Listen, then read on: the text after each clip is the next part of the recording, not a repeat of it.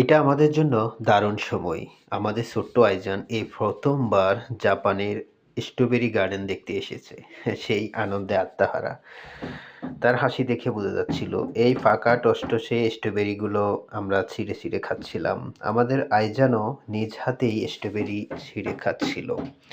জাপানে এই এক দারুণ সিস্টেম যে আপনি একটা নির্দিষ্ট সময়ের জন্য স্ট্রবেরি গার্ডেনে ঢুকে আপনি একটা অ্যামাউন্ট পে করে আপনি খেতে পারবেন। আমরা একটা নির্দিষ্ট অ্যামাউন্ট পে করে ৫০ মিনিটের জন্য আমরা এসেছি। আর নিজেরা ঘুরে, ঘুরে যত খাওয়া যায় আপনি খেতে পারবেন। হ্যাঁ, কিন্তু নিয়ে আসতে পারবেন না এ সময়ের মধ্যে। আপনি নিয়ে আসতে হলে অন্যভাবে কিনে নিয়ে আসতে হবে। আর না হলে আপনি পুরো গার্ডেনে হেঁটে, হেঁটে আপনি যত ইচ্ছা খেতে পারেন। আমাদের আইজানকে খাওয়াচ্ছি, আমি খাচ্ছি। আমাদের সাথে আমাদের নাহিদা সুলতানা এসেছে। আমাদের আ বড় ভাই এসেছেন মাহমুদ মিজান, এসেছেন আমাদের মুনতাহা, ওয়াফি। তারা সবাই স্ট্রবেরি গার্ডেনে ঘুরে, ঘুরে স্ট্রবেরি খাচ্ছিল। পুরো আয়োজনটাই করেছিলেন আমাদের ভাই মাহমুদ মিজান, আমাদের বড় ভাইয়া।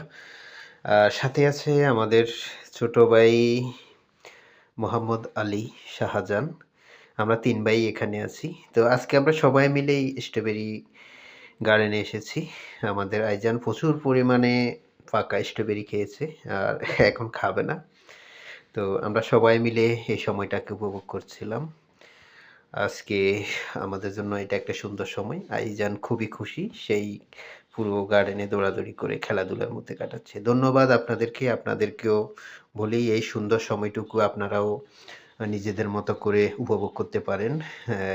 সবাইকে আন্তরিক ধন্যবাদ এতক্ষণ আমাদের এই ভিডিও দেখার জন্য। আসসালামু আলাইকুম।